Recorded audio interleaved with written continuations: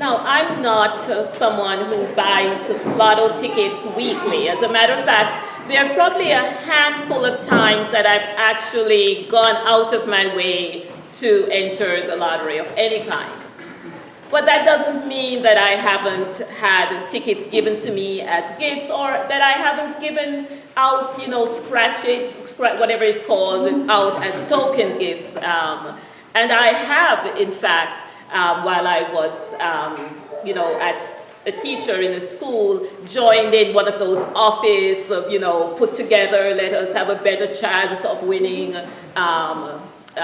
fund.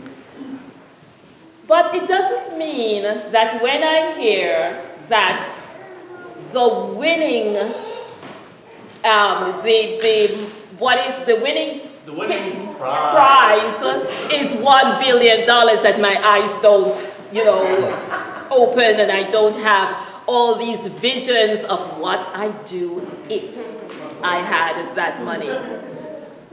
But I didn't buy a ticket. What I did was I thought of all the relatives and dear, dear friends who make it a habit to buy weekly tickets. And I started texting.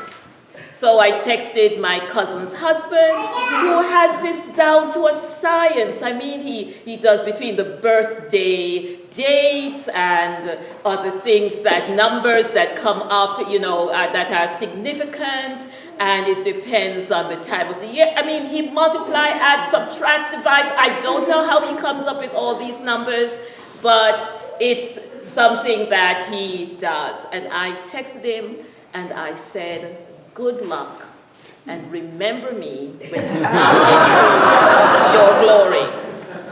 Remember me when you come into your glory.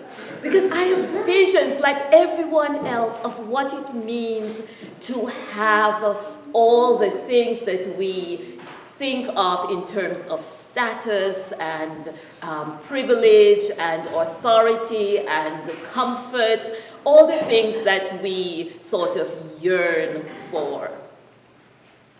It's interesting that sentence that I use actually comes from Scripture. It very much looks like what James and John said to Jesus in the passage that we just heard the deacon read in our gospel story, which comes from Mark. James and John, brothers, disciples, come to Jesus, and they ask that he give them whatever they ask for. And Jesus indulges them and says what it is. And they say, when you come into your glory, let us one sit on your left and the other sit on your right.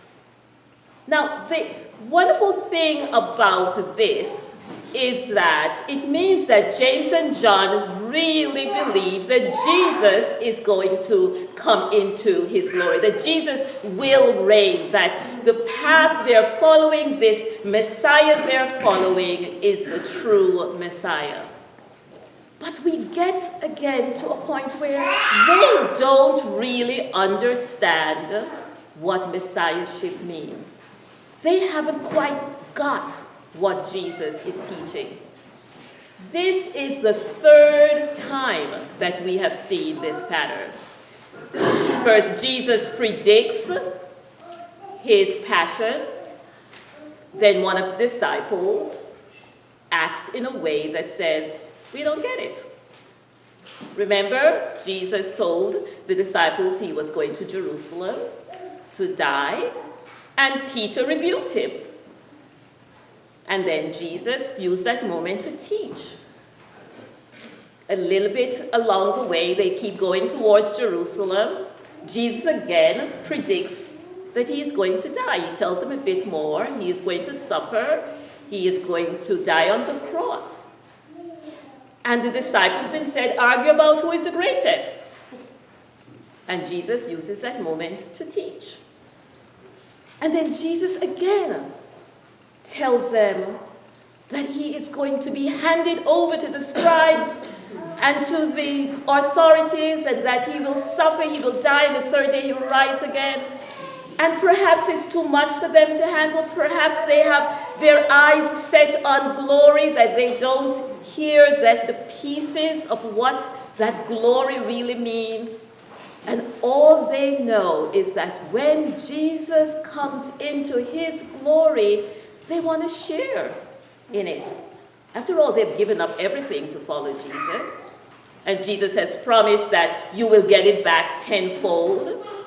The things that you have lost, your house, your family, all the things, the people and things that have gone away because of you following along with this preacher as he travels and heals. So they make the same mistake. They are interested in power, in status, in authority, and so Jesus uses that time again to teach, to tell them that in God's kingdom, the things don't work quite like the kingdoms of the world. To remind them that glory in God's kingdom is tied up in service. To remind them that he came as a ransom, as a liberator, to give himself so that others can be liberated. And his whole ministry has been about that, whether it was the healing, the exorcisms, the touching of people who were thought to be untouchable, undesirable, reaching out to women and little children, to the Gentiles, to the lepers. It was all about liberation, serving so that others can be free. And he says this again to the disciples, to Peter, to James and John, and to the other 10 who are kind of angry with James and John because they got to ask the question first. See, they're all sort of jockeying for a high position when Jesus comes into his glory. The interesting thing to remember is that Jesus' glory is the cross. And when Jesus hangs on the cross, there is indeed someone to the right and someone on the left. And they are the thieves. And we hear again the words, because as Jesus speaks with those two men hanging on the cross, one turns to him and says, "Remember me when you come into your glory. Remember me when you come into your kingdom." And Jesus assures him that he would be there. You see, Jesus has made room for everyone in his kingdom. It's not about having authority or being tyrant or having control over others. There is room for all in God's kingdom.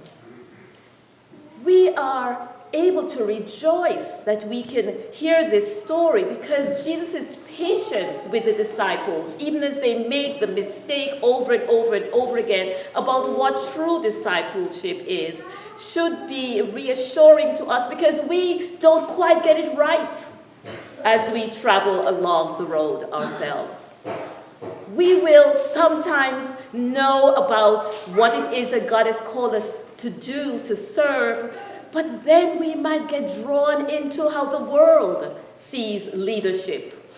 We might get drawn into thinking that we have to be in control. We may forget what it's all about, that it's about being like Jesus, using the words of Jesus, following Jesus as a servant, as a liberator for those in our midst that need to be given a space at the table. So let us, as we think about how we approach Jesus and ask for guidance along the way, let us remember that what we are called to do is not to check out how we can have a position of control, but how we can better serve and be a liberator for others. Amen. Amen.